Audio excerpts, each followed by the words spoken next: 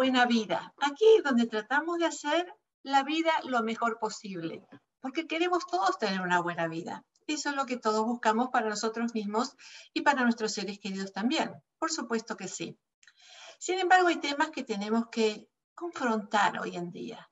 Sí, tenemos que confrontar aquellas veces en que vemos tan injustamente que las víctimas son acusadas, que las víctimas son revictimizadas. Y déjenme explicarles en qué situaciones yo veo esto, ¿no? Acá en el trabajo, en Casa de la Familia, trabajamos muchísimo con víctimas de diferentes circunstancias. Más comúnmente, víctimas de violencia en el hogar, o sea, de violencia intrafamiliar, víctimas también de asalto sexual. Lamentablemente son muchos los casos que tenemos al respecto. Y cuando hablamos de las víctimas, qué terrible es cuando a una persona le dicen, bueno, ¿no será que estás exagerando? ¿No será que te lo buscaste? Déjenme darles ejemplos, porque tengo muchísimos ejemplos que realmente a veces llaman la atención. ¿Cómo puede ser que ocurran estas cosas, que alguien pueda decir algo así? Principalmente cuando pienso en los menores de edad, las niñas, los niños, que van corriendo a mamá o a papá o a la abuelita y le dicen, me pasó esto, ¿no? Y los abuelitos le dicen, o la mamá o el papá le dicen, ¿y qué hiciste para que te pasara esto, no? Ahora, si voy a enfocarme un poquito más en esas niñas, principalmente niñas, pero también niños que van y que le dicen al papá, a la mamá, al tío, a la tía, a la persona de confianza, que le dicen, el vecino me ha estado tocando o me ha estado diciendo o me ha violado, ¿no? Que quieren decir una cosa terrible como esa. Y cuando le dicen, estás exagerando, no te creo, ¿cómo puede ser? Eso es imposible, estás inventando, son cuentos tuyos, te lo soñaste. Imaginen ustedes cómo se pueden sentir esos niños que van buscando la ayuda, la protección del adulto para que los cuide, para que los proteja, ¿no? Lo más básico, que lo pueda escuchar y decirle algo al respecto, que en lugar de que hagan eso, le dicen lo contrario. Le dicen que deben estar equivocados, que lo deben haber soñado o que están mintiendo. Como muchas de las personas, muchos de los abusadores saben o piensan que los padres van a reaccionar de esa forma, lo que hacen es justamente decirles a esos niños, nadie te va a creer. Nadie te va a creer. Mejor que no lo digas porque nadie te va a creer. Y lo lamentable es que cuando esos niños tratan de decir algo o empiezan a decir algo, porque muchas veces no cuentan la historia completa, la van contando de a pedacitos a ver si le creen, porque ya le dijeron que no lo van a creer, no les creen. Y sí, uno puede decir que hay niños que son muy fantasiosos, que crean historias, pero créanme, cuando un niño viene con una historia y viene con detalles de esa historia, o sea, no con una acusación así por arriba, sino cuando ya viene con detalles, es importantísimo creerle. Porque es muy difícil que un niño o una niña venga a contar una historia inventada con tantos detalles.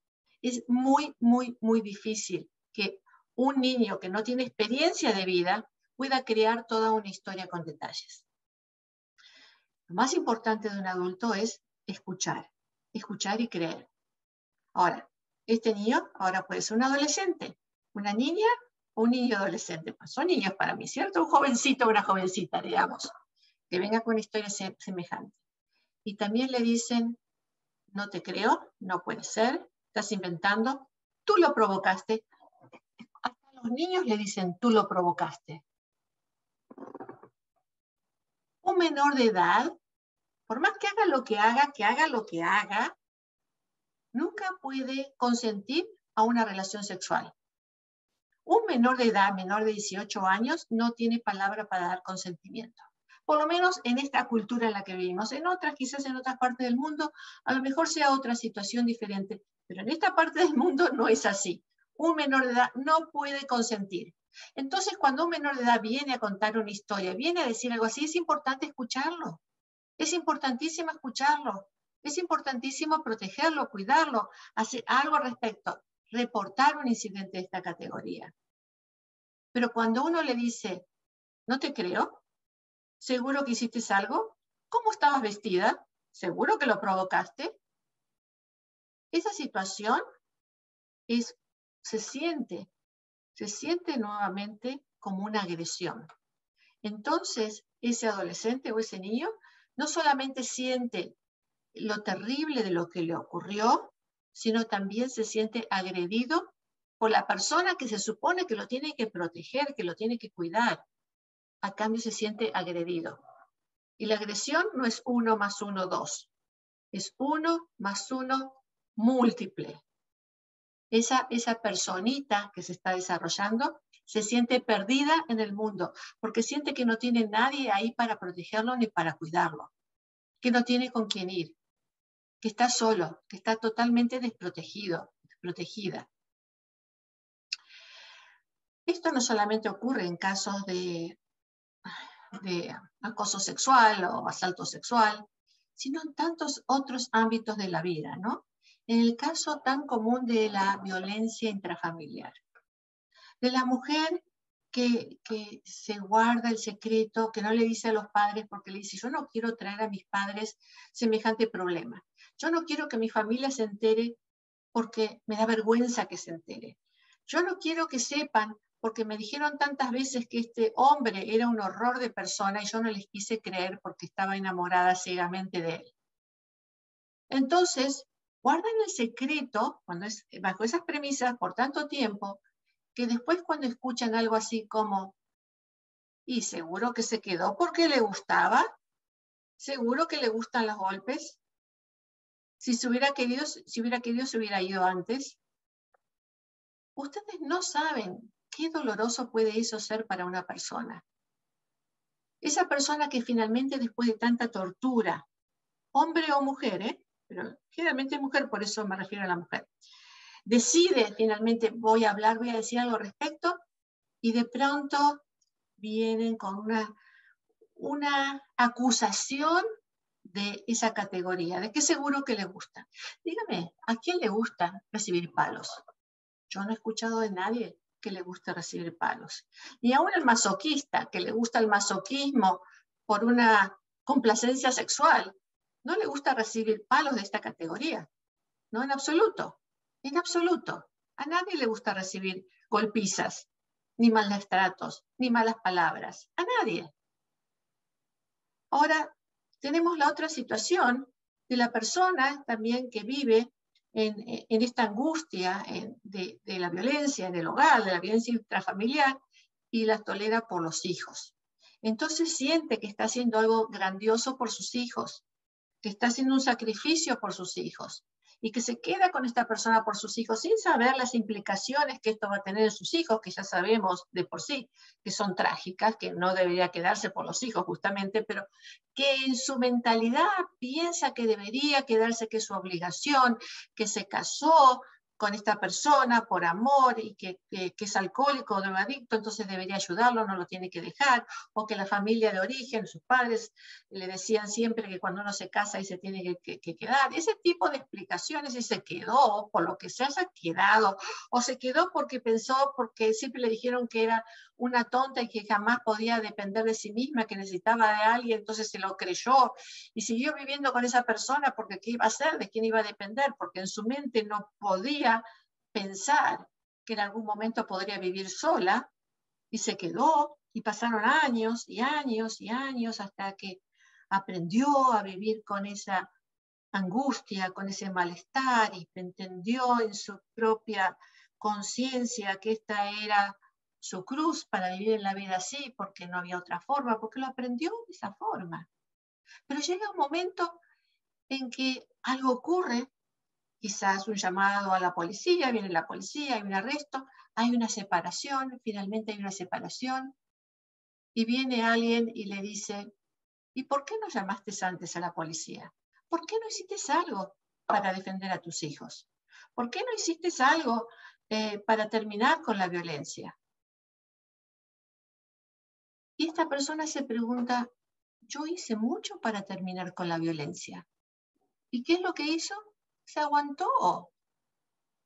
Se lo aguantó como un acto heroico, de aguantarse tanta violencia, porque ella o él pensó que esta era una forma de dar amor, de poder justamente ayudar a esa pareja, a ese hombre o a esa mujer, a poder ayudarlo, porque su cometido era ayudar a su pareja en las buenas y en las malas, y consumía alcohol, consumía drogas y se justificaba en su violencia por usar drogas o alcohol, era su obligación ayudarlo.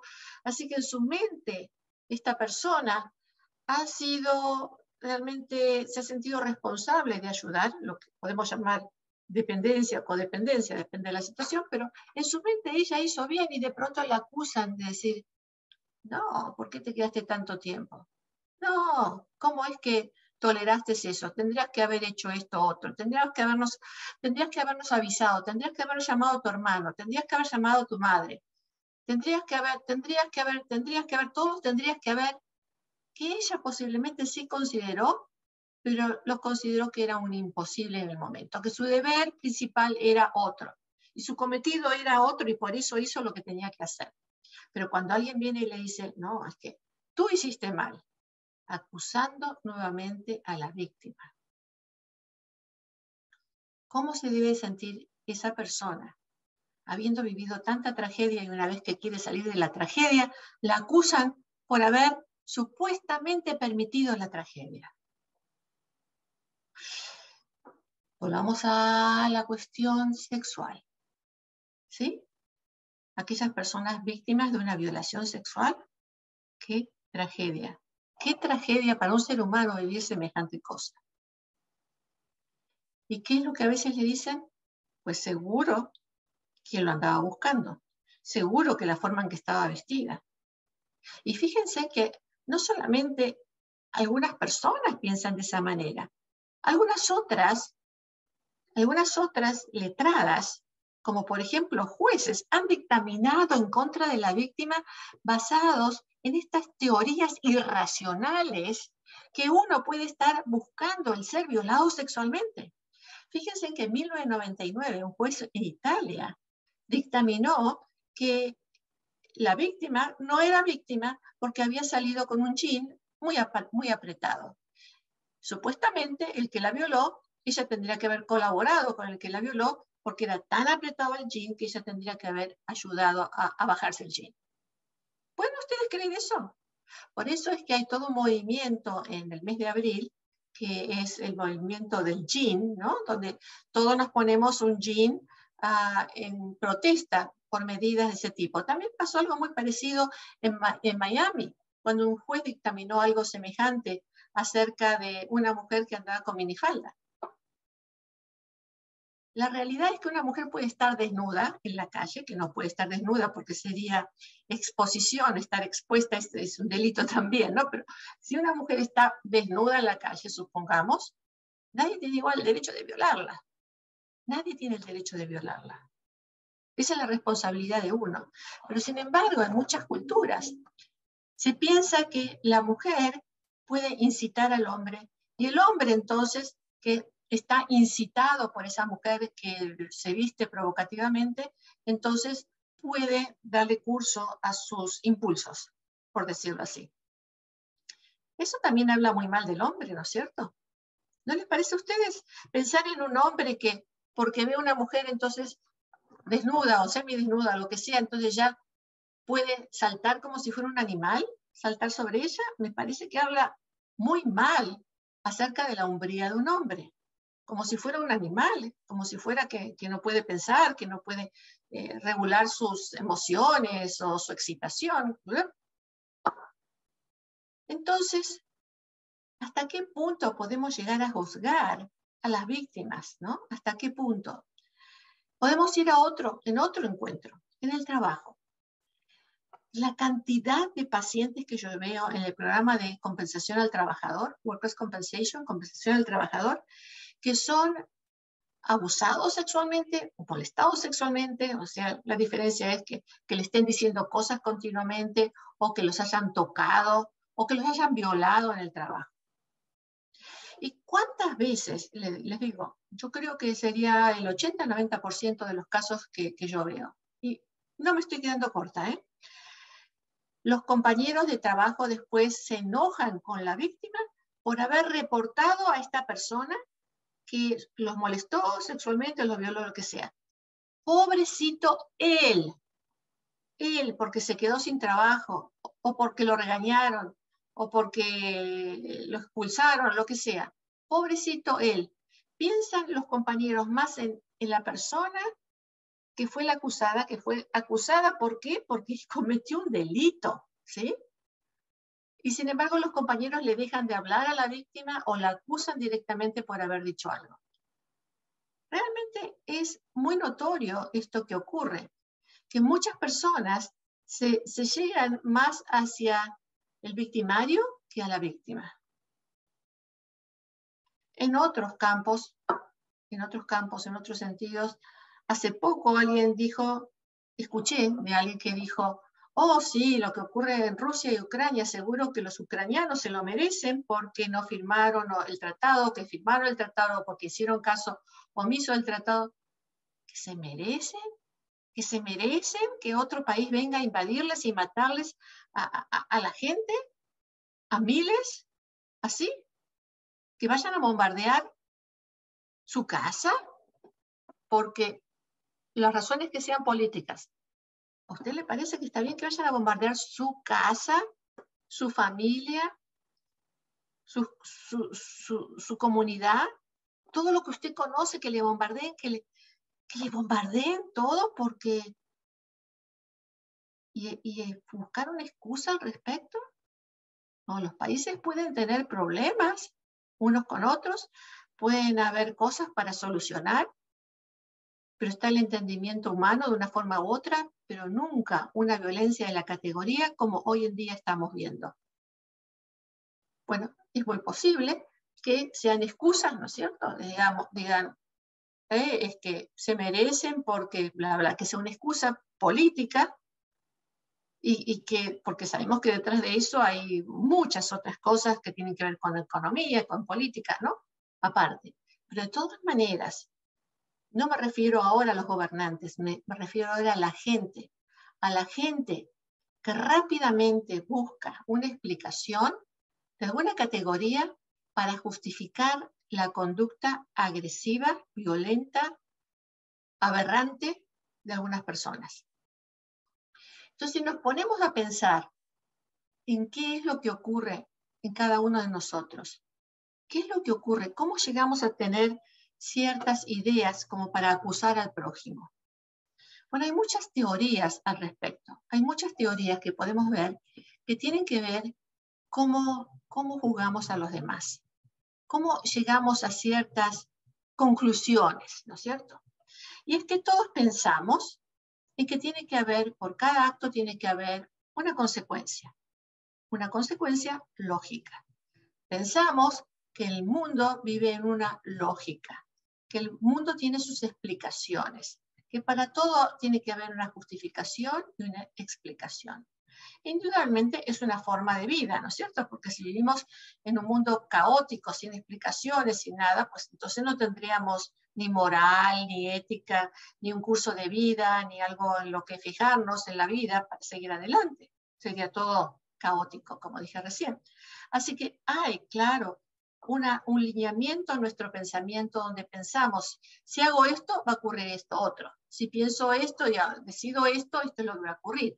O sea que pensamos en que hay unas ideas que van a continuar o unas ideas que surgen debido a lo que conocemos de la vida, ¿no? Por eso es que siempre vamos a las personas mayores de edad o tendemos a hacer eso cuando pedimos consejo, porque se supone que las personas de mayor edad tienen más conceptos de la vida, tienen más experiencia de la vida y saben cómo guiarlo a uno, claro, porque saben de esa cuestión de que hay consecuencias a todo lo que vivimos. Pero en esa base de pensamientos de que hay cosas que nos pasan y que esas cosas tienen consecuencias, buscamos la lógica, buscamos el entendimiento. Sin embargo, cosas malas le pasan a gente buena. A usted le pasaron, a mí me pasaron, vemos a otras personas que les pasan. ¿Por qué? Porque no todo tiene esa lógica. No todo va con esa lógica. Pero dentro de nuestra lógica, tratamos de buscar las explicaciones, los razonamientos para decir, si esto pasó, es por esto otro. Y lo buscamos porque si no, sentiríamos que ese mundo es demasiado caótico. Entonces, si encontramos los razonamientos, si encontramos las explicaciones, algunas personas encuentran explicaciones religiosas, espirituales, si se encuentran esas explicaciones, entonces uno se siente que está más en control de la vida y uno se siente con menos angustia. Entonces, buscar explicaciones es una forma de aliviar la angustia existencial, la angustia de vida que todos tenemos, porque en realidad no estamos en control, no tenemos el control de la vida. Pero entonces, si algo le pasa a alguien y buscamos una explicación, decimos, ah, seguro fue por esto. Y así, ¿quién se alivia? Uno mismo, el que le busca la explicación. Por ejemplo, alguien se enferma de una enfermedad terrible y un cáncer, por ejemplo, un cáncer terminal, y dice, oh, seguro que le llegó esta enfermedad porque no hizo ejercicios, porque llevó una mala dieta, porque llevó una vida irregular, y empezamos a dar explicaciones, o buscar explicaciones. Buscar con el Google, hacerle Google al médico Google, ¿no es cierto? A la Google Medicina, a buscar explicaciones, a ver por qué le ocurrió esto. Pero estamos ayudando a la persona que le está pasando lo que le está pasando, nos estamos tratando de ayudar a nosotros mismos para decir, a él o a ella le pasó esto, a mí no me va a pasar porque yo no hice lo mismo en la vida que hizo esta persona. Es una forma ciertamente egoísta de llegar a conclusiones. Pero también nuevamente buscamos qué habrá hecho de mal esta persona para que le ocurra esto u otro. ¿Qué habrá hecho de mal esta persona para que se le haya caído su negocio? ¿Qué habrá hecho de mal esta persona para que se le haya caído la familia, que se le haya ido la esposa, o que se haya ido el esposo, que los hijos se hayan ido de la casa? ¿Qué habrá hecho de mal esa madre o ese padre cuando siente que su hijo se suicida, cuando se entera que su hijo se suicidó o hija se suicidó? Esas búsquedas, explicaciones tan terribles, ¿no es cierto?, de la vida, que hacen que tratemos de encontrar el porqué a cada una de las circunstancias. Y en el caso de la víctima, ¿qué mejor explicación que decir, oh, seguro que la violaron por este u otro tema, porque como yo no hago ni esto ni lo otro, a mí no me va a pasar? Cosas malas le pasan a toda la gente. A todos nos pasan cosas difíciles. La forma de juzgar es hacer todas esas cosas difíciles peor todavía.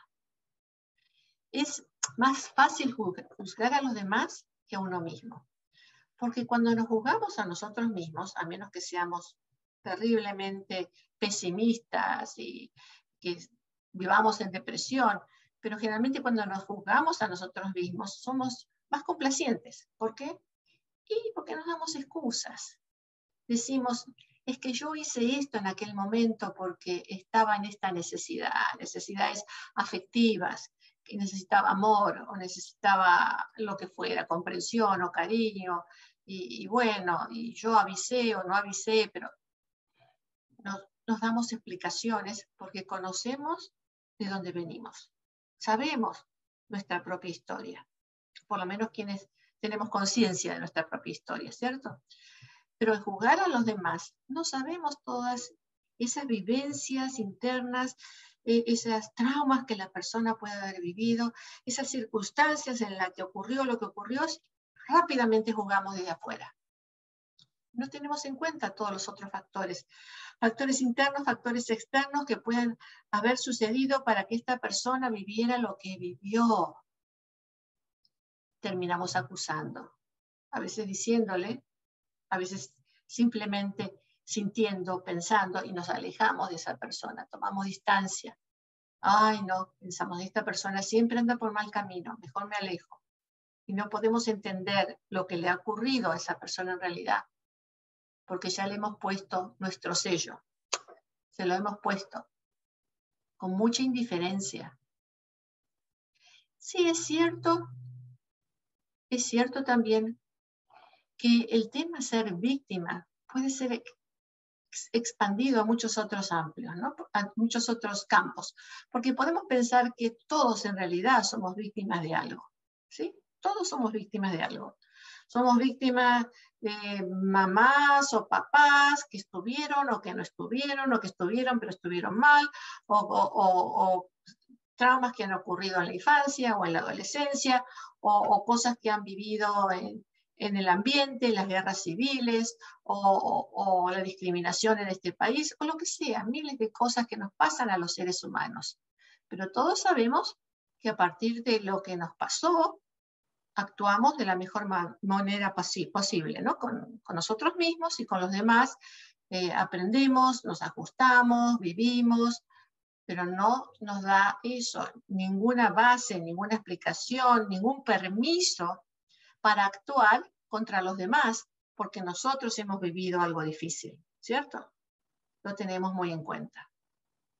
Sin embargo, hay un grupo de personas que piensan que tienen tanto resentimiento con la vida que actúan de esa forma, que no ejercen su dominio sobre los resentimientos que puedan tener. Y que con alcohol, con drogas hacen todavía cosas peores. Y peor todavía cuando dicen que, oh, fue por el alcohol o las drogas que hice lo que hice, si no jamás hubiera hecho lo que hice. Excusándose bajo el alcohol y las drogas, usándolo como una excusa. De todas maneras, de una forma u otra, lo peor que podemos hacer cuando alguien ha vivido una situación difícil, una situación donde ha sido una víctima, es asociarnos de alguna forma con el victimario y acusar nuevamente a la víctima. Y hay muchas formas de acusarla. La podemos acusar directamente diciéndole fue tu culpa, tú lo buscaste, tú no te cuidaste, tú no me escuchaste, yo te lo anticipé, mira lo que hiciste, mira lo que dijiste, o mira lo que no hiciste, mira lo que no dijiste. Podemos acusar de miles de formas, y hay otras formas acusatorias que no son con palabras, pero que son con hechos, ¿no? Como cortar la relación, tomar distancia con la relación, abandonar emocionalmente. Hay muchas formas de agredir. Y lo peor que podemos hacer cuando estamos con un ser querido, y aún con un ser no querido, con cualquier otro ser humano, es acusarlo. Porque lo único que estamos haciendo es removiendo esa huella dolorosa y haciéndola más profunda y más profunda todavía. Nunca nos podemos permitir hacer semejante daño a ningún otro ser humano. Cuando algo le pasa, algo duro, algo difícil a alguien, no tenemos por qué decir, bueno, ¿y por qué te pasó esto? ¿Y qué podías haber hecho a cambio? Lo que podemos pensar quizás es, ¿cómo me hubiera yo sentido si hubiera estado en ese momento? A veces es demasiado duro pensar en eso. Es demasiado duro y no queremos pensarlo. Pero si vamos a abrir la boca o si vamos a poner un juicio sobre la otra persona, es importantísimo que nos pongamos en el lugar de esa persona. Y apoyar a esa persona para que en lugar de que ella piense o él piense, ¿y por qué esto me pasó a mí cuando yo he sido siempre una buena persona? Cuando yo no le he hecho nada malo a nadie, es pensar, ayudarlo a pensar, bueno, y esto sí ocurrió. Y ahora en adelante, ¿qué es lo que vas a hacer con todo esto que te ocurrió? ¿Cómo vas a vivir tu vida? ¿Cuál va a ser tu filosofía de tu vida? La filosofía de tu vida. ¿Podrás ayudar a otros en semejantes circunstancias? ¿Qué vas a hacer con lo que aprendiste, por más doloroso que sea? Ese es el camino de salida. Jamás volver a acusar a la víctima. ¿Sí? Voy a leer a ver qué es lo que tengo aquí en lo que me escriben. A ver, Ramona Rubalcaba. Saludos, amiga. Feliz día, bendiciones, felicidades.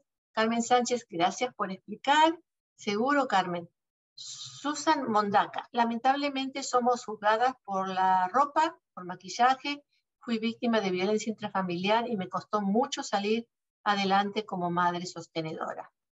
Y ya ven, Susan acá lo dice también, es realmente muy terrible porque esa mamita que se queda con sus hijos, muchas veces busca la ayuda de la familia, y la familia dice, tenías un buen marido, ahora está en la cárcel, y no sé si es el caso de suyo, Susan, pero es tu culpa, ¿no? Y los hijos, muchas veces los hijos culpan también a la mamá en estos casos, que le dicen, mamá, ¿por qué tú hiciste que metieran en la cárcel a mi papá?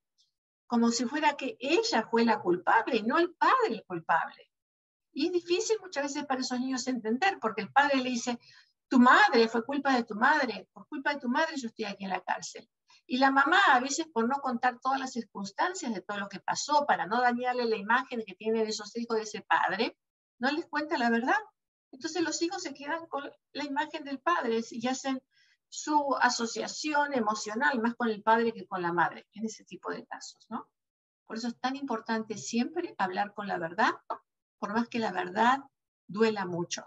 No sé si es su caso, Susana, o no, pero es muy importante que los padres, o la madre, o el padre que sea, que hable con la verdad, que no guarde esos secretos, que no sea ese acto heroico de no contar nada y no decir nada. Los niños tienen que aprender también de la vida y de la realidad, no solamente de lo que a nosotros nos gustaría que hubiera sido.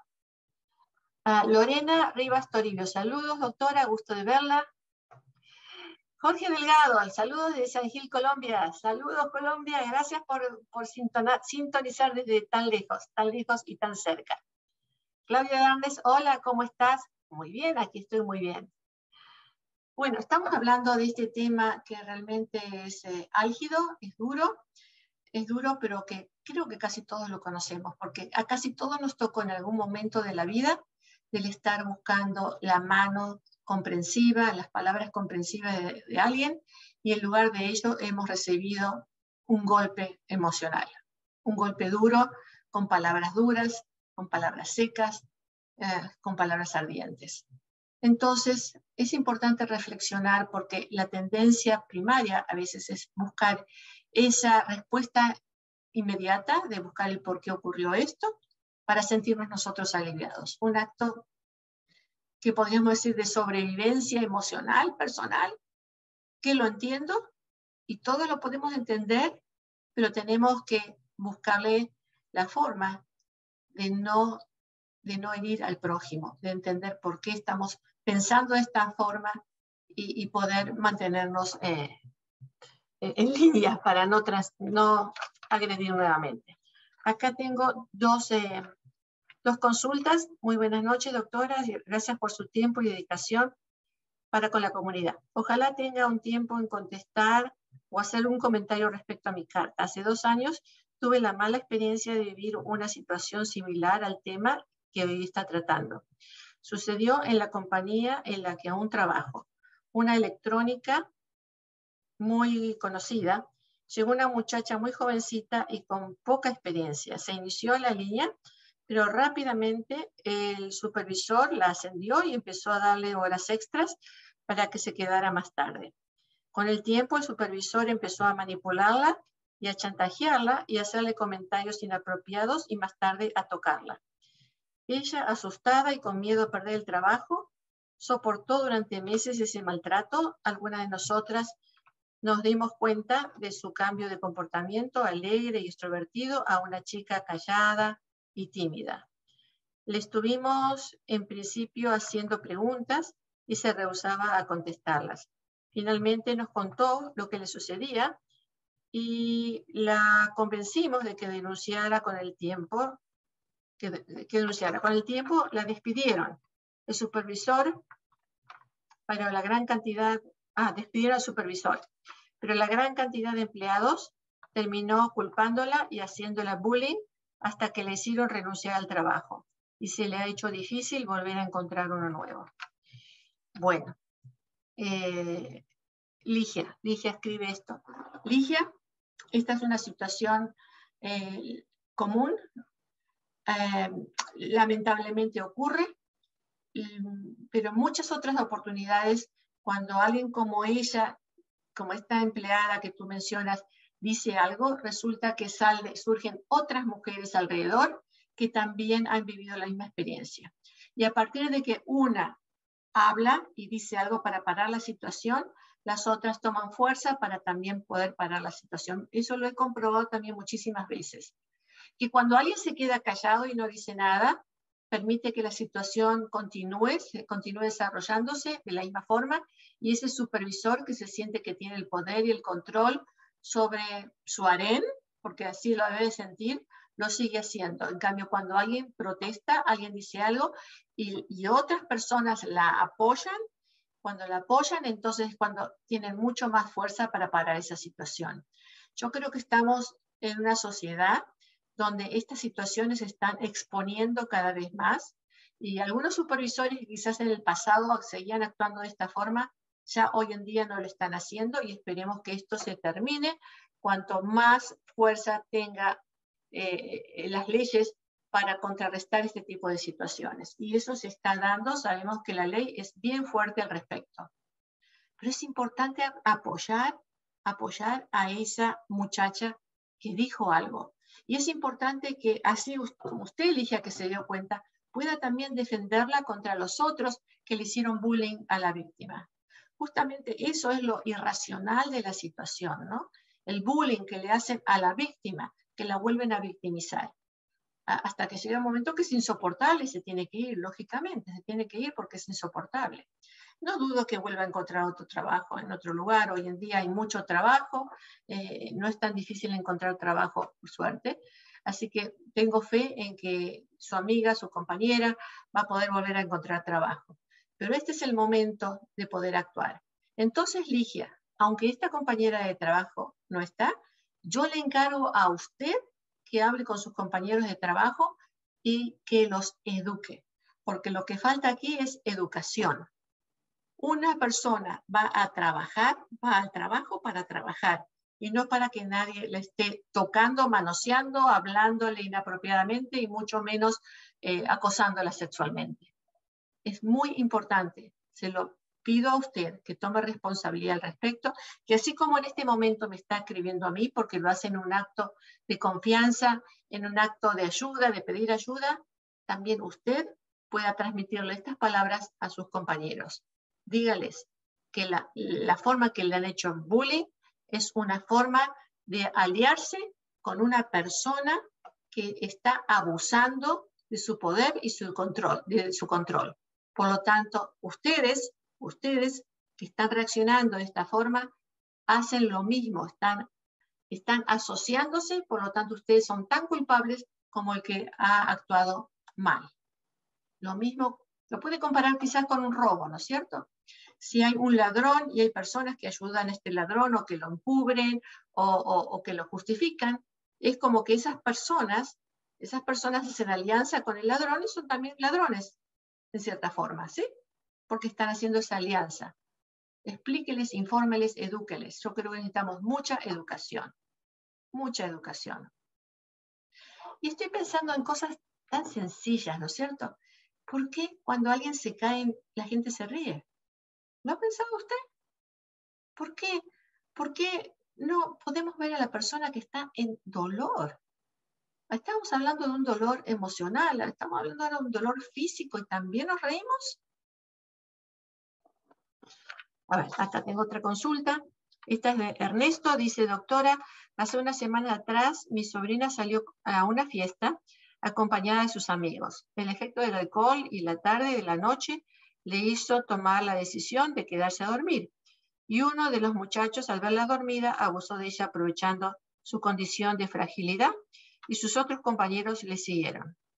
Hoy en día, la gran mayoría de sus supuestos amigos la culpan, porque según ellos, ella la estuvo buscando por haberse quedado sola. Qué terrible esto. Es que para estos muchachos, nuevamente, como les explicaba antes, es más fácil decir: ella tuvo la culpa, ella se expuso, ella tomó demasiado, ella se quedó a dormir, o lo que sea que estén diciendo por ahí, para justificar la violación en grupo. ¿Se dan cuenta qué ridículo que puede llegar esto? ¿A qué punto podemos llegar a pensar en este tipo de cosas?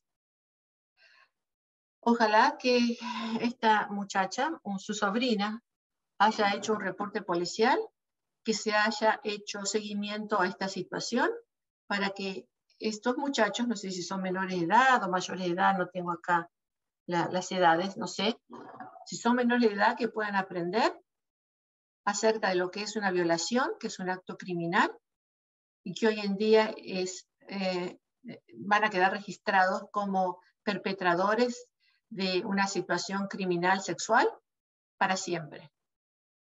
Es un cargo muy, muy, muy, muy grave. Y espero que su sobrina esté en tratamiento psicológico, porque este tipo de situación deja daños, no puedo decir irreparables, no, todo depende de cómo ella pueda sobrevivir semejante trauma, pero deja daños profundos, profundos en la mente de una jovencita o de un jovencito.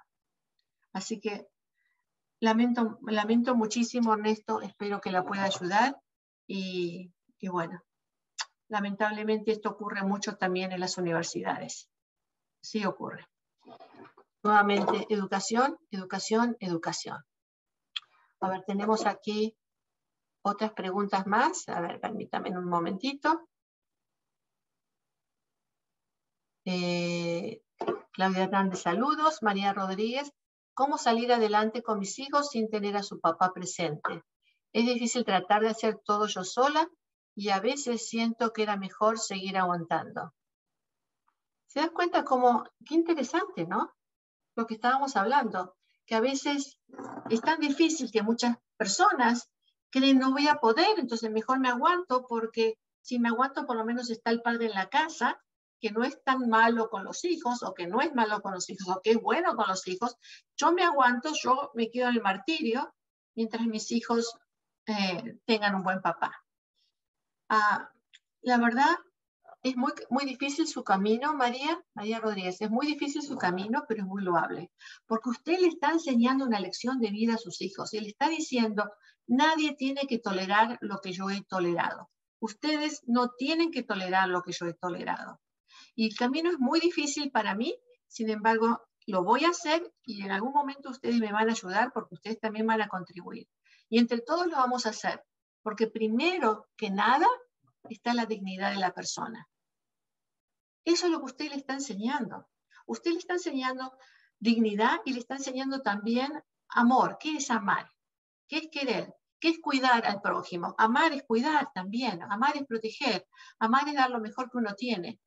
Y si usted permite que alguien la esté acosando, la esté abrumando, la esté insultando, golpeando, lo que sea que le esté pasando, usted está enseñando que amor también es eso y amor no es eso.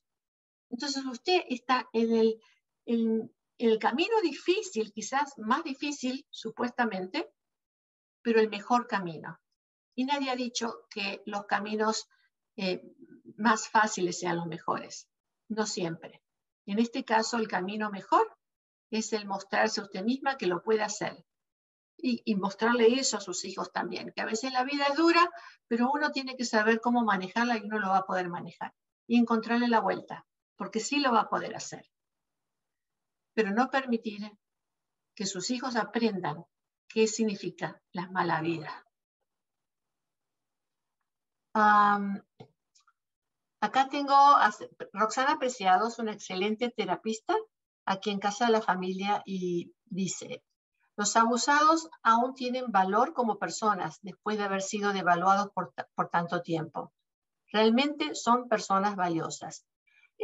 Gracias, Roxana. Esto es muy importante porque al estar tan oprimidos, tan maltratados, tan sometidos, con malas palabras, con malas intenciones, con malas vibras, como podemos decir, ¿no es cierto? Uno termina pensando en que no valgo nada, ¿no? Que ¿para qué sirvo, no? Y esa sensación de desvalorización personal es terrible.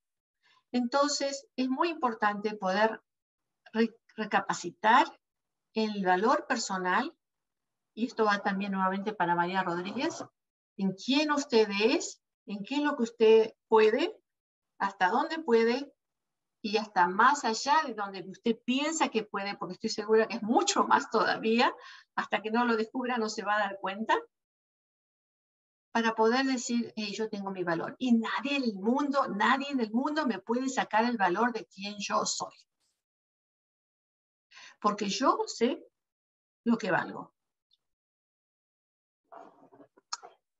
También Adriana Ochuli, que también es terapista en Casa de la Familia, dice, para que los abusados puedan sobrevivir ese abuso, ¿qué deben creer e ignorar sobre ellos mismos? ¿Qué nivel de negación deben tener? Esto es parecido a lo que dice Roxana, ¿no es cierto? De cuando uno sobrevive tanto abuso, a veces es difícil distinguir lo que los demás opinan de uno que lo que uno opina de sí mismo, ¿no? Principalmente aquellas personas en que toda la vida le han dicho cosas, desde su infancia le han dicho que tu hermana es mucho mejor que tú, o que tu hermano es mucho más, no sé, sobresaliente, o mucho más hermosa, o lo que sea, ¿no? Y que lo han devaluado y devaluado y devaluado. Es muy difícil para esa persona buscar sus propios valores, ¿no? Porque los tiene que descubrir, los tiene que encontrar. Y a veces cuando se encuentra con alguien que le dice algo bonito, de ahí se aferran porque se aferran a alguien que le dijo algo bonito. Y esa persona generalmente que dice algo bonito para la conquista, después termina sometiendo a la persona. Entonces el valor de cada uno tiene que venir de uno, de adentro. Y eso es lo que se está planteando en este momento, Adriana, que es muy difícil a veces considerar esos valores internos cuando uno no ha tenido nada alrededor suyo que lo haya podido alimentar. Es como vivir desnutrido sin la alimentación del prójimo, ¿no? Sin la alimentación de una buena mamá o un buen papá que le da a uno de comer.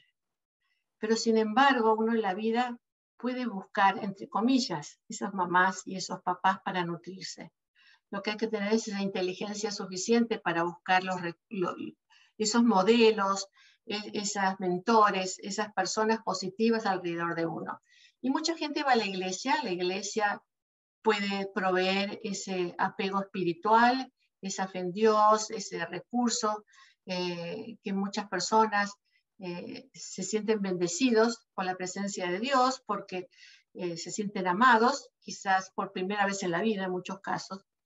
Pero igual hay otras circunstancias, ¿no es cierto? Porque hay profesores, maestros en la escuela, profesores, a veces en el trabajo, amigos, los padres de los amigos, cuando era una niña o niño o en la adolescencia. Siempre hay otros miembros alrededor de nuestra vida que se van ofreciendo como angelitos, que de alguna forma van proveyendo esa imagen positiva que necesitamos desarrollar dentro nuestro. Indudablemente como terapeutas, como psicólogos, consejeros, también podemos proveer ese reflejo, ese espejo de lo positivo que cada uno de nosotros tenemos. No todo el mundo tiene esa posibilidad de buscar un terapeuta, aunque hoy en día hay muchísimo más acceso a las terapias psicológicas que jamás ha habido en el pasado, gracias a la pandemia. Pero hay muchas formas de poder hacerlo. La cuestión es, primero, tomar conciencia y decir, es que yo lo que siento acerca de mí misma o mismo es por las circunstancias que me han traído a este momento en la vida. Reconozco que me ha faltado padres positivos o una madre positiva, lo que me faltó, no sé, lo que le haya faltado, ¿no es cierto? Entonces ahora es mi trabajo de vida suplementar todo eso que me faltó, buscando en las personas en quien puedo confiar, y ahí está mucho de la sabiduría, saber en quién uno puede confiar, buscando en quién yo pueda confiar para alimentar toda esa desnutrición que he tenido durante mi vida. Es un trabajo duro, es un trabajo muy, muy bello, es un trabajo muy espiritual, es un trabajo de amor, es un trabajo de vida. Y es un trabajo fundamental para una buena vida. Jorge Delgado, doctora, sus charlas siempre tan sabias, Dios las siga bendeciendo con sabiduría para que siga ayudando a todas estas personas que han sido maltratadas. Muchísimas gracias, Jorge, muchísimas gracias. Lo importante del tema de hoy es no acusar a la víctima, no revictimizar, tener muy en cuenta que estos dolores son muy profundos y que a veces con una palabra podemos ayudar inmensamente a alguien o con una palabra podemos destruir una ilusión, unas ganas de vivir. Tomemos conciencia de ellos. Buena vida. Hasta la próxima.